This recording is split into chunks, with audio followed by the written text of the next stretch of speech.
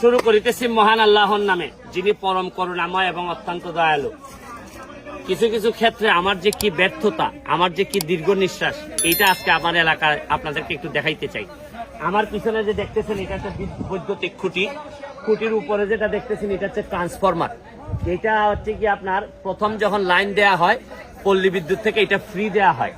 Free দেওয়ার পর এটা যদি কোনো কারণে নষ্ট হয় অথবা চুরি হয় তাইলে পল্লী বিদ্যুৎ 50% টাকা দেয়, আর বাকিটা হচ্ছে কি এখানে যারা গ্রাহক আছেন এই ট্রান্সফরমারের অধীনে তাদেরকে এই টাকা পরিশোধ করতে হয়। কিন্তু দ্বিতীয়বার যদি চুরি হয় অথবা নষ্ট হয় এই ক্ষেত্রে পুরা টাকাটাই গ্রাহকের দিতে হয়। তো এটা আমি খবর পাইলাম যে এটার খরচ হচ্ছে গিয়ে প্রায় 80,000 টাকা। কিন্তু এখানে যারা আছেন যে মিটার গ্রাহক তারা সবাই হচ্ছে গিয়ে শীল সম্প্রদায়ের, তারা চুল কাটেন বা এই ধরনের, তাদের ইনকাম 80,000 টাকা দেওয়ার মতো অবস্থা নাই। তখন আমি পল্লী বিদ্যুৎকে ফোন দিলাম, পল্লী বিদ্যুৎ বললো যে ভাই এটার কোনো আইনই নাই, পুরো 80,000 টাকা দিতে হবে। তখন আমি বললাম যে ঠিক আছে, আমি এমপি হিসাবে আমি কিস্তি আকারে দিব। তো আজকে কিস্তি আকারে 80,000 টাকা 10,000 টাকা জমা দিয়ে ট্রান্সফরমার আনছি। এখন প্রতি মাসে মাসে আমাকে 10,000 টাকা করে দিয়ে এদের 80,000 টাকা শেষ করতে হবে। তো যে কারণে আমি আপনাদেরকে দেখাইতেছি যে বাংলাদেশের সিস্টেমটা কিভাবে তৈরি হয়েছে।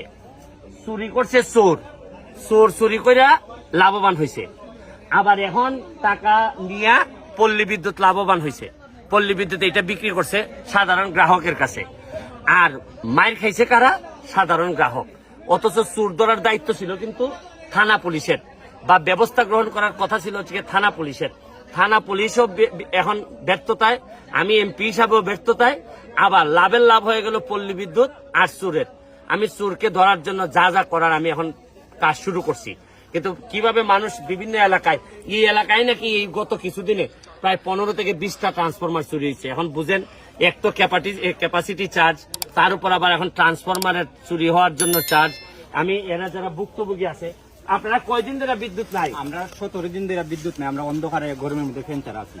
আর এইটা আগেরটাও 50% দিচ্ছেন? যে আগেরটা আমরা 25-26 হাজারের মতো দিয়ে আনছিলাম, দিয়ে আনছিলেন।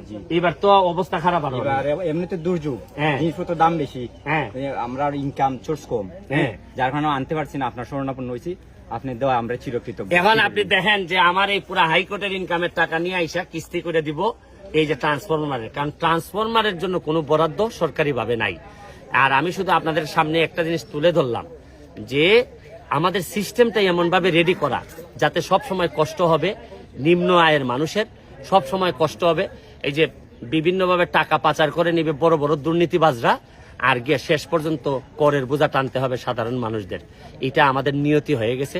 আমি জানি না, আমার একটা বিশ্বাস এখনো আছে যে বঙ্গবন্ধুর এই সোনার বাংলায় জননেত্রী শেখ হাসিনার নেতৃত্বে একদিন না একদিন আমরা এই সাধারণ নির্যাতিত নিপীড়িত মানুষের নিয়ে হাসির বা সুখের মুখ দেখতে পাবো। আজকের মতো বিদায় নিচ্ছি। ভালো থাকুন, সুস্থ থাকুন।